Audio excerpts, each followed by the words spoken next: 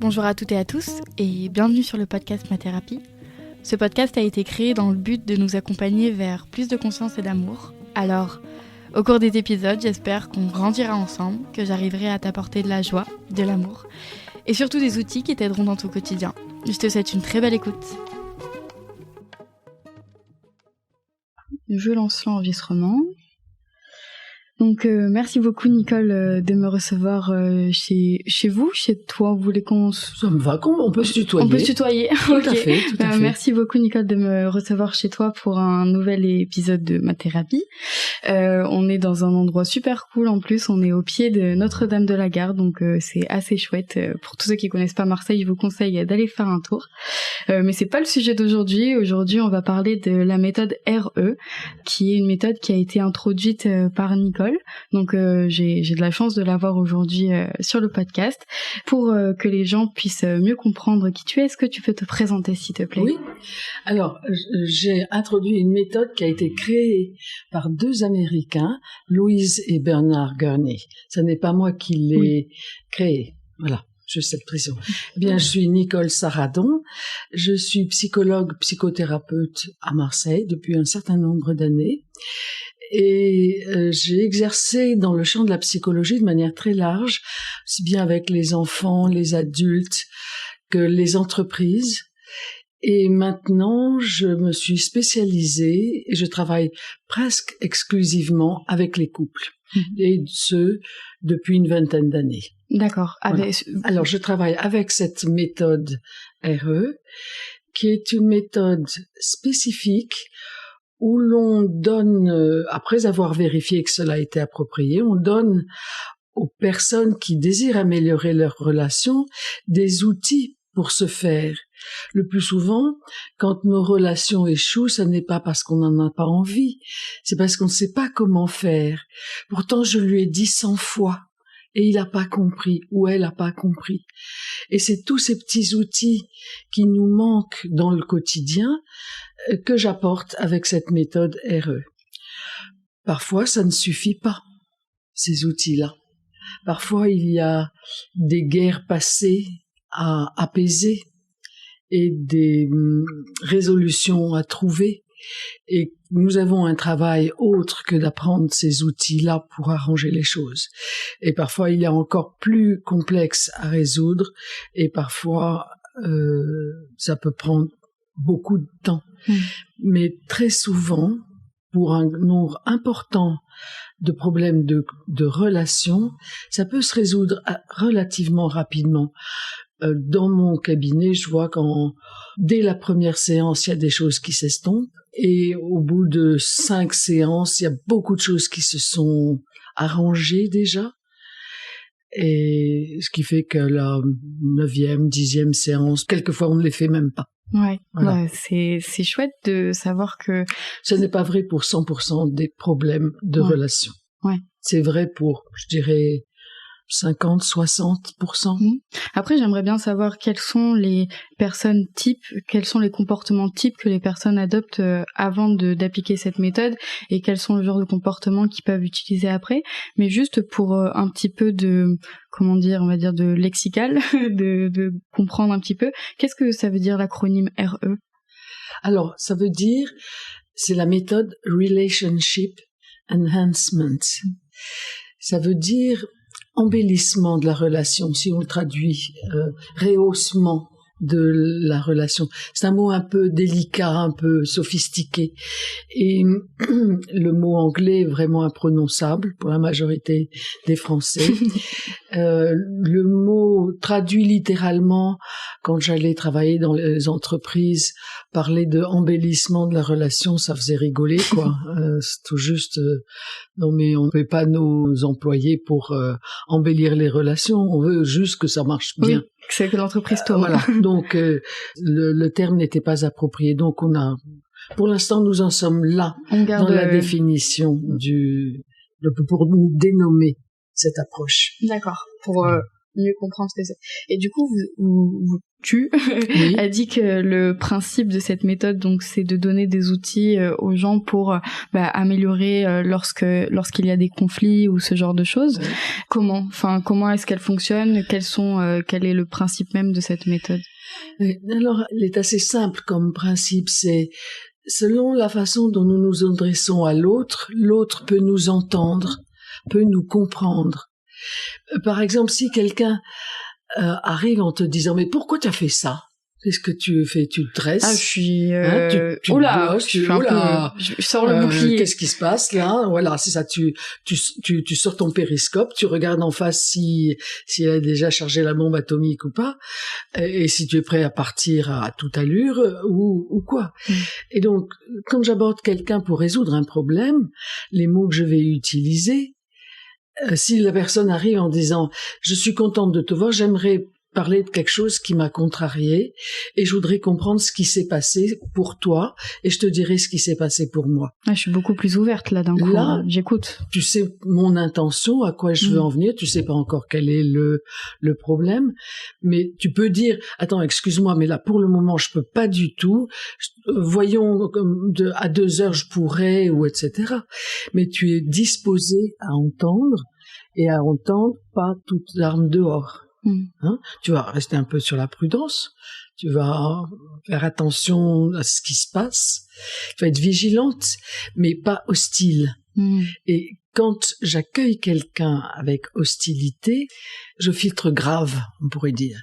C'est-à-dire, je suis prête à interpréter, quand un mot est un peu flou, à interpréter dans le pire des sens. Oui, à rester bloqué dessus, et à rester bloqué, et à me fermer, et à générer de la tension, voire de la bagarre et de l'hostilité, au lieu de essayer de comprendre. Voilà, donc la façon dont j'aborde la personne, tant dans ma posture intérieure, c'est pas juste les mots, mais si ma posture intérieure est de sauter sur le poil de quelqu'un et l'engueuler, l'autre, il le sent tout de suite. Et en une fraction de seconde, il est là. Il m'attend de pied ferme. Et alors que si je me consulte et je me dis, bon, là, il y a quelque chose qui m'a pas convenu, je comprends pas ce qui s'est passé, mais on s'est pas du tout entendu.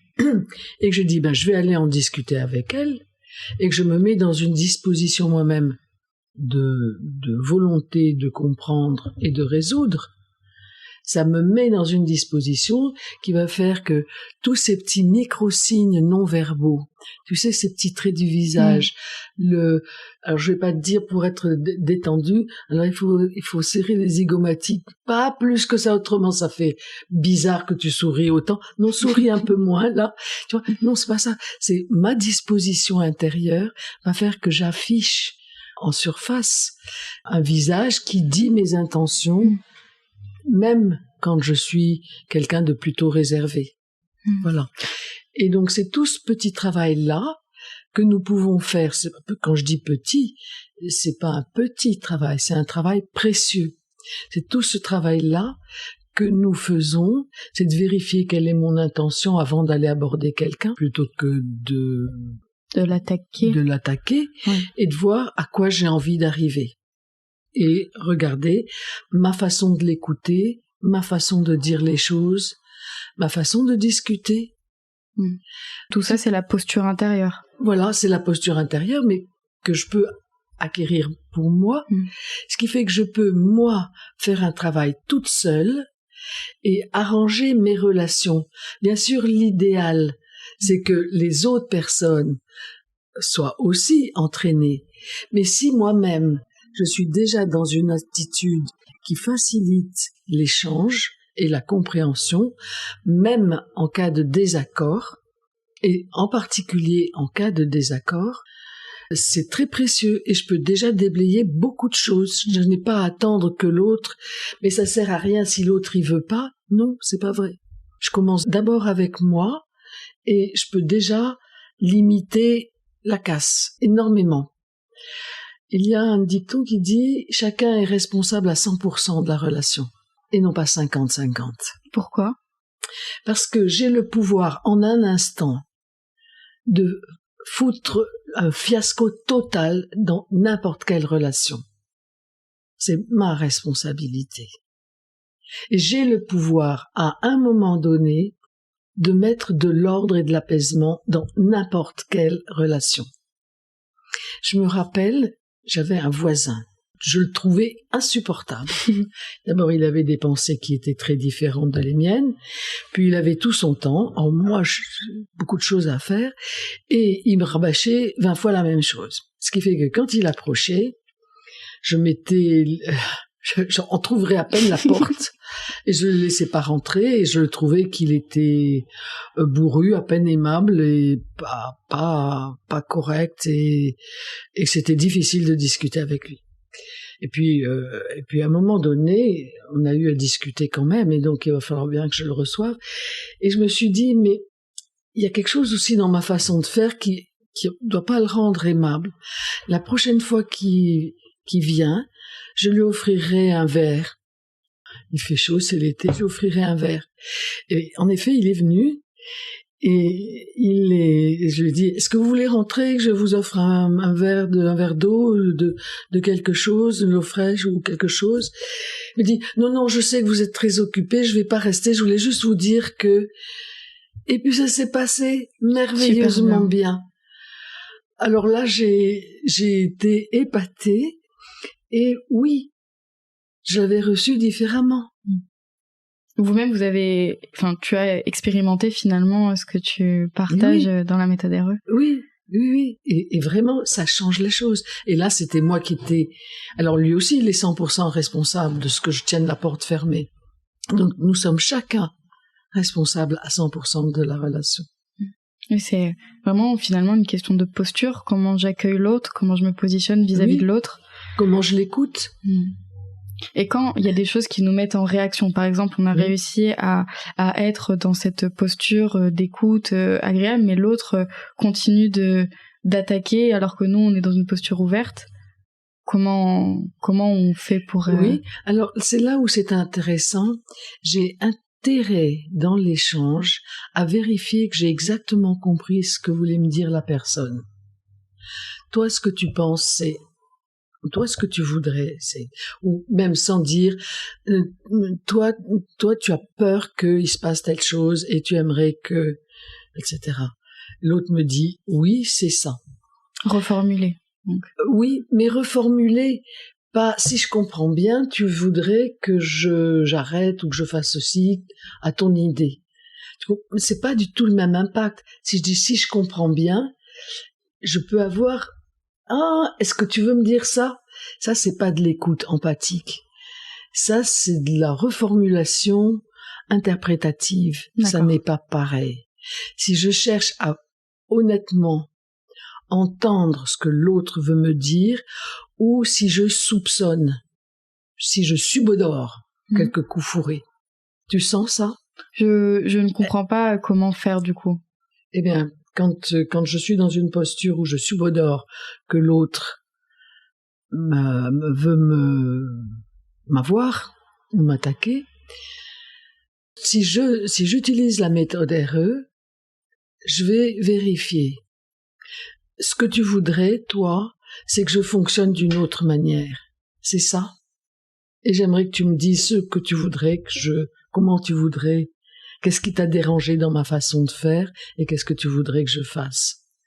Et je vais au vif du sujet. Je contourne pas et j'essaie pas d'avoir l'autre par derrière. Oui, ou par-dessus. Oui. Ou de côté. Et du coup, c'est beaucoup être finalement à l'écoute de ses ressentis. Oui, et des ressentis de l'autre. Parce que je peux avoir mal interprété. Ce que l'autre peut me dire, l'autre peut me répondre, non mais je veux pas que tu changes ta façon de faire. Moi, ce que j'ai besoin, c'est que tu comprennes ça et ça. Que ça et ça, c'est important pour moi. Ok, alors je dirais, ça qui est important pour toi, c'est que je comprenne le sens de ce que tu veux et que je puisse avoir une vision juste. Et je vais te dire ce que j'ai compris de ta vision. Et tu me diras si ce que j'ai compris est complet ou si je dois compléter par autre chose et si c'est exactement ça. Et je redis ce que j'ai compris. Et là, on n'est pas dans la bataille, on est dans la résolution de ce qui est devenu un problème. Donc du coup, quelles sont les différentes étapes d'apprentissage? Ouais, enfin, lorsqu'on rencontre un problème dans un couple, quelles sont les différentes étapes à faire pour résolver ce problème? Il faut me dérange. On préconise de faire. Même préconiser, parce que je peux être dans une phase où j'ai besoin de me faire entendre et de m'expliquer. Je peux être dans une phase où j'ai besoin d'entendre et comprendre ce que veut l'autre. Dans la chronologie de l'apprentissage et de l'entraînement, on commence d'abord par apprendre à écouter empathiquement l'autre. C'est-à-dire, j'écoute en me mettant à sa place, entre guillemets, dans ses pensées, et non pas avec mon jugement extérieur. Il y a un dicton indien qui dit « Au grand Manitou, donne-moi de ne pas critiquer mon voisin avant d'avoir marché 1 mile dans ses mocassins. » Connaissais pas. Voilà. Eh bien, c'est une pensée sage. Et c'est d'abord comprendre ce qui se passe pour l'autre. Chercher à comprendre. Il se peut que je ne sois pas en mesure d'avoir envie d'entendre et de comprendre ce que dit l'autre. Je sois dans l'urgence de ma peine, de ma colère, de mon inquiétude, de mon stress, et que j'ai besoin d'abord de m'exprimer. Et la façon de m'exprimer va être très importante. C'est d'abord prendre le temps de voir si mon intention de fond est l'hostilité, où mon intention est de partager avec l'autre ce que je ressens vis-à-vis de ce qui se passe entre nous. Ce qui n'est pas la même chose. Je peux être très en colère contre quelqu'un. Mais si ce quelqu'un, je l'aime et j'ai envie de continuer à pouvoir le fréquenter. J'ai intérêt à pouvoir dire de manière à ce qu'il m'entende ou elle m'entende ce que je ressens à propos de ce que l'autre a dit ou fait ou montré, ou au contraire pas dit, pas fait, pas montré. Et quand les deux sont dans cette posture d'urgence? Alors, ils arrivent à trouver un moyen terme où probablement que l'aide de quelqu'un d'externe peut t'aider.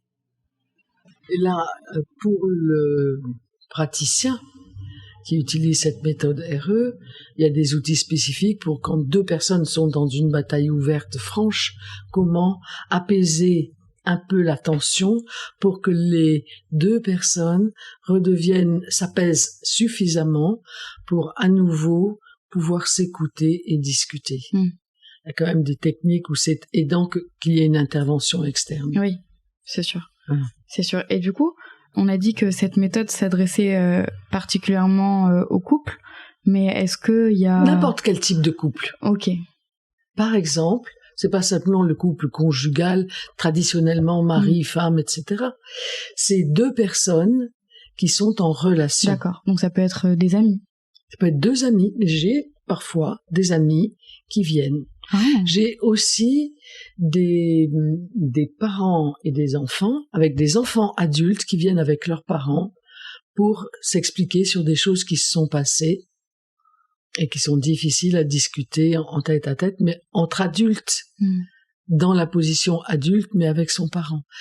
Ça peut être, j'ai beaucoup travaillé aussi en entreprise, la communication, c'est la base de la vie dans l'entreprise, comme en famille, comme n'importe où. Et un manager, quand il a un problème avec un collaborateur, il a bien besoin de discuter. Mais il n'a pas juste à lui faire un sermon. Enfin, il peut faire, mais ça marche pas forcément très bien. Et un collaborateur peut avoir un problème avec son manager et avoir aussi besoin de discuter. Et alors, c'est là où on parle de coaching en entreprise. Et j'ai fait du coaching en entreprise en utilisant la méthode RE aussi. Ceux qui ont droit aux entretiens annuels ou aux entretiens de progrès ou etc. Les entretiens. Ces entretiens étaient justement prévus pour contraindre à l'échange, ce qui n'était pas toujours le cas. Et il y a une évolution culturelle qui était visée avec la mise en place de ces entretiens. Mais simplement, les managers qui n'étaient pas équipés correctement, quand il y avait un problème, ils savaient pas comment le dire, ou ils le disaient avec maladresse, et ils avaient très peur de démotiver leurs collaborateurs, ou ils faisaient comme ils pouvaient, et ça n'avait pas toujours le résultat escompté. Ou alors ils n'osaient pas dire le problème de fond, et ils pinaillaient sur des points de détail. Et le collaborateur comprenait pas forcément, et il disait, mon manager, il est brave, mais il est chiant. Il pinaille sur des points de détail au lieu de s'occuper des problèmes de fond. Il y a d'autres trucs qui marchent mal entre nous. On n'est même pas foutu d'en parler. Et on peut pas blâmer les managers qui sont pas outillés. Oui. Voilà. Oui, ça s'apprend. Et pour rester sur le thème de l'entreprise, quand il y a plusieurs personnes, admettons, c'est un dialogue où ils sont à 4 ou à 5 au sein d'une relation où il y a des problèmes. Comment est-ce qu'ils agissent? Comment est-ce que la méthode RE peut marcher à ce moment-là? La méthode RE est très intéressante parce que elle donne des outils, justement. Alors, ça vaut la peine que chacun soit entraîné aux outils. Mais par exemple, quand quelqu'un parle, la personne qui parle après doit d'abord émettre une brève empathie de ce que l'autre vient de dire. Ça peut être une empathie en une phrase ou en un mot. C'est ce que nous faisons spontanément dans nos échanges. On dit « oui, ça t'a pas plu ». Mais on a montré qu'on avait bien entendu le sentiment que ça générait pour l'autre et que l'essentiel de l'empathie, c'était nommer ce sentiment d'inconfort par rapport à la situation racontée. De reconnaître l'autre. Et de reconnaître l'autre. Donc, dans les discussions à plusieurs, c'est celui qui prend la parole qui exprime l'empathie de celui qui vient de s'exprimer. Et ça peut être en détail, si cela est approprié, ou au contraire juste en une phrase, et même parfois en un mot. Ok. Voilà. Et puis ensuite, il parle avec les règles du savoir-dire. C'est-à-dire, il y a des règles, par exemple, si je dis « il fait froid », tu peux me dire « non, il fait pas froid, il fait beau, regarde, il y a du soleil ». Et on peut se mettre en opposition. Tu m'as dit non. Si je dis « j'ai froid », tu peux me dire, tiens, moi je peux te passer ma veste parce que moi j'ai chaud justement et je trouve qu'il fait beau et ça va. Et on se met en coopération. Je parle depuis moi, depuis mon point de vue et ça permet la coopération. Si je parle en générique comme si je détenais la vérité universelle, là j'ai tout de suite l'affrontement. Le conflit. Bernard Gurney, qui a créé cette méthode, dit « Je suis l'expert mondial de mon propre point de vue. Personne d'autre n'est l'expert mondial de mon point de vue. Mais je suis pas l'expert mondial du point de vue de l'autre. » Ok, c'est super intéressant. Voilà. Donc, quand je parle avec mon point de vue, je permets à l'autre d'entendre qu'il y a place pour son point de vue dans ma façon de voir. Par exemple, une autre règle qui est son importance, c'est commencer par dire ce sur quoi je suis d'accord. C'est-à-dire ? On discute, il y a des points de désaccord et des points d'accord. Dans la conversation traditionnelle, bien souvent, il y en a un qui dit une idée et l'autre dit « mais non, ça va pas aller parce que tatati tatata ». Il peut commencer en disant « eh bien, cette idée me convient bien dans telle situation, mais j'aimerais savoir quelle solution nous allons trouver pour tel autre type de situation. » Et là, du coup, on se met en coopération et non pas en opposition. Et je sais pas si tu as entendu, il y a des gens qui commencent leur phrase souvent par « non, mais ». Oui. Voilà. Oui. Ça crée direct une forme de fermeture. Voilà. Donc ça fait partie des règles. Une autre règle qui est très intéressante que Bernard a créée et a donnée, c'est de dire, exprimer ses sentiments, nommer ses sentiments, plutôt que de les infiltrer par le ton de voix, la posture, le regard, la mimique. Parce qu'à ce moment-là, le non-verbal est perçu comme plus vrai que les mots. Et c'est souvent juste. Et ce qui est très intéressant, c'est qu'il y a des recherches scientifiques récentes qui ont montré que quand le sentiment n'est pas nommé, il est géré par des instances archaïques qui ne dépendent pas de la volonté. Quand le sentiment est nommé, alors certains centres du cerveau qui sont sollicités, qui sont dans le cortex, c'est-à-dire la partie du cerveau évolué qui a à voir avec la volonté. Je peux plus facilement contrôler mes sentiments quand je les nomme pour moi-même et pour les autres. Tu l'as peut-être vécu, ça, te sentir bizarre. À certains moments, je me sens bizarre. Je dis, non, mais en fait, c'est que je suis inquiète, je suis pas tranquille, là. J'ai peur qu'il se passe ça et ça. Et alors, à ce moment-là, je peux voir, bon, bah, si j'ai peur qu'il se passe ça et ça, est-ce que j'ai intérêt à prévoir des solutions de rechange? Et petit à petit, je me mets en marche et du coup, je sors de l'anxiété invalidante et je rentre dans l'action efficace. C'est reconnaître ce qui se passe en nous. Oui. Et au lieu de le subir, c'est agir dessus. Oui. Oui, et pouvoir trouver des solutions. Et agir. Donc il y a comme ça 6 règles qui sont données et qui facilitent. C'est facile à repérer. Si je commence une phrase en disant avec toi c'est toujours la même chose, bon, on est dans la bagarre déjà. Oui. Bon, dès que tu utilises toujours jamais, une fois de plus, c'est la bagarre. Jamais, dès que tu généralises, c'est foutu, quoi. Oui. Oui, ça enferme l'autre dans sa position. Oui. Du coup, la méthode RE, c'est au lieu de s'enfermer, c'est trouver des portes d'entrée. Oui, et être dans l'ici maintenant avec l'autre. C'est-à-dire, par exemple, ne pas avoir de rancœur pour ce qui s'est passé avant, mais voir ce qui est possible de faire maintenant. C'est bien joli de dire ne pas avoir de rancœur, mais c'est pas si facile que ça. Ça veut dire nettoyer, prendre soin de ce qui s'est passé et qui me donne de la rancœur. Et le fait de pouvoir en parler avec quelqu'un et que je sois entendue peut faire baisser la rancœur et le reproche. Et en tout cas, ça peut être dans la douleur, mais pas forcément la rancœur.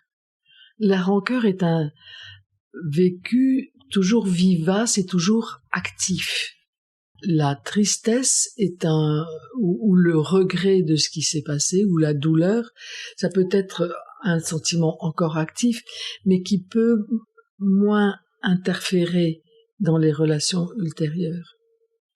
Tu as peut-être eu l'expérience d'avoir un différend avec un ami, une amie, et puis que ça soit résolu, et que ce soit passé au rang du souvenir, et même du bon souvenir, parce que vous vous êtes sortis de l'épine du pied mutuellement, et que ça s'est bien résolu. Oui, mais après, parfois, il faut du temps. Parfois, il faut du temps, pas juste pour oublier, pour réparer. Et pour se réparer, peut-être d'abord soi. J'ai l'impression qu'il y a beaucoup de choses qui partent d'abord de soi pour pouvoir ensuite l'amener dans la relation. Oui, ou l'inverse. Ou l'inverse. Ou l'inverse. Je peux aussi compter sur l'autre pour réparer. Ok. Si je me ferme et que je compte que sur moi, c'est pas sûr que ce soit plus facile. Dans quel cas on peut compter sur l'autre pour qu'il... Mais c'est ça. Il se peut que l'autre puisse m'aider. C'est à partir du moment où j'ai renoncé à ce que l'autre m'aide que là c'est foutu, quoi. Mais tant que j'ai pas renoncé. Je le vois dans les couples qui viennent. Mon premier travail, c'est de voir si la relation est encore vivace ou si elle est déjà morte. S'il y en a un qui déjà s'est retiré de la relation, émotionnellement, psychologiquement, physiquement, ou si il est encore là, encore un petit bout, ou pas du tout. Et s'il y a plus un de ces 3 éléments, si l'autre est plus là, ça ne marche pas. J'aurais beau leur donner des bons outils, ce sera des bons outils pour qu'ils se séparent. Oui, parce que j'ai vu que tu aidais aussi à ce qui est des séparations qui se passent bien. Je suis pas là pour faire c'est pas moi qui dicte si les relations marchent ou pas. Heureusement que je n'ai pas ce pouvoir-là. Ça serait monstrueux. Ah non, c'est bien ce qui me permet de travailler avec tranquillité. C'est pas moi qui crée les sentiments. Oui. Je n'ai aucun pouvoir de rendre l'autre amoureux. j'ai le pouvoir de les aider à faire entendre leurs sentiments vis-à-vis de l'autre, et ce qui est une pierre dans les sentiments, ce qui empêche que les sentiments s'expriment, les sentiments positifs s'expriment. Il y a des sentiments négatifs qui barrent la route aux sentiments positifs sous-jacents. Et quelquefois, il y a des sentiments des sentiments négatifs qui cachent les sentiments positifs. Regarde le nombre de fois où les parents engueulent leurs enfants. Mais le nombre de fois où on engueule quelqu'un qu'on aime, et c'est parce qu'on l'aime. Si on s'en fout, on fait même pas cas. Et c'est parce que les parents, le plus souvent, ont envie que leurs enfants progressent, se développent bien et toutes les chances dans la vie, qu'ils leur demandent de faire ceci et cela et qu'ils les grondent quand ils le font pas. Bon, c'est aussi pour la tranquillité d'esprit aussi, qu'il le fasse lui et pas faire moi tout. Mais quand même, quand on va chercher en sous-jacent, il y a ce désir. Cet amour. Cet amour et ce désir d'élever son enfant au mieux. Est-ce que tu as des exercices à nous partager qu'un couple, par exemple, pourrait faire pour améliorer leur communication, leur relation, leur gestion des conflits? D'abord, déjà s'entraîner à se dire des choses positives. On a remarqué que les couples qui tiennent ne sont pas les couples qui se disputent, bien sûr. Mais les couples qui se disputent ne divorcent pas forcément plus que les couples qui ne se disputent pas. Parce qu'il y a des couples qui se disputent pas et puis un jour, pof, ils sont chacun de leur côté. Donc la dispute n'est pas un critère de solidité du couple. Les couples qui tiennent, ce sont les couples qui, pour une remarque négative dans la journée, font en moyenne entre 5 et 20 remarques positives. Donc c'est pas tant le négatif que la proportion entre le positif et le négatif. Et en fait, les couples qui sont fluides sont les couples qui sont aux alentours de 20 remarques négatives pour une remarque positive. Les remarques négatives, on inclut dedans non seulement les critiques, ça t'aurais pas dû faire comme ça. Pourquoi tu as fait ça? Qui est aussi une remarque négative. Et c'est aussi, tu devrais faire ça autrement. Comme les demandes de changement, c'est vécu comme je suis, ça va pas. Et au contraire, les encouragements, même tout simple, c'est bon. Oui. Ça, c'est une remarque positive. Alors, c'est pas juste tu es belle, tu es la plus belle du monde, ou tu es le plus beau du monde, tu es mon héros, gna gna gna. Non, c'est pas tellement des choses comme ça. C'est des petits trucs très ajustés. Ça va bien la couleur de ton pull avec ton rouge à lèvres. J'aime bien ça. C'est joli. Et ça fait un truc qui est vécu, qui est sur c'est pas une pommade qui est passée. Non. Oui, Voilà. il faut que ce soit sincère aussi, ça sert à rien de se forcer. Et puis c'est pire, c'est approprié, c'est dans l'instant. C'est Okay. pas 3 mois après qu'on peut dire, oui. Là tu vois, ton pull il va pas du tout. Moi j'aimais mieux quand tu mettais ton bleu, il allait bien avec ton rouge à lèvres. Bon c'est trop tard de faire un compliment pour faire passer une critique, quoi. Oui. Alors, c'est déjà être attentif à se dire des choses positives. Parce qu'il y a des éducations où on apprend à ne pas dire le positif, pour pas que l'enfant s'en croie, pour qu'il n'arrête pas de faire ses efforts. Si on lui dit que ça va bien, que c'est parfait, comment il fait, il va s'arrêter, etc. C'est pas vrai du tout. Les enfants, ils ont envie d'aller le mieux possible tout le temps. Oui, ils ont besoin d'entendre aussi. Et ils ont besoin de l'entendre. Sinon, ça fait des êtres peut-être frustrés ou tristes. Et c'est étrange comment on accepte de dire à des petits-enfants « Oh, bravo, c'est magnifique, super !» Vraiment l'enthousiasme débridé, sans restriction. Et puis dès que ça commence à passer à 2 ans, 3 ans, 4 ans, alors là, il y a des « Ah, tu es mignon, comme il est mignon mon bébé quand il dort !» Qu'est-ce qu'on entend ça chez les parents? C'est fou ça. Et des paroles restrictives dans les compliments. Et ça, c'est dommage. Mais c'est une éducation qui est donnée. C'est notre éducation. Et ça, nous pouvons aller contre ce type de système, de restreindre ses sont positifs. Non, c'est une denrée qui s'alimente et qui est une richesse. Et garder cette spontanéité qu'on peut avoir, naturelle et bienveillante. Et une autre chose qui me semble importante à dire, discuter dès que possible des petits points qui sont en désaccord ou que je ne comprends pas chez l'autre. C'est en discuter tant que c'est pas venimeux ou vénéneux. Voilà. Maintenant, les gens peuvent faire aussi des stages. On n'a pas besoin d'être en difficulté pour suivre des stages. Quel type de stage, des stages? Ce sont des stages d'initiation à la méthode RE. Ouais, donc pour apprendre à appliquer tous ces exercices. Pour découvrir ces principes et s'entraîner à les utiliser. En cas pratique?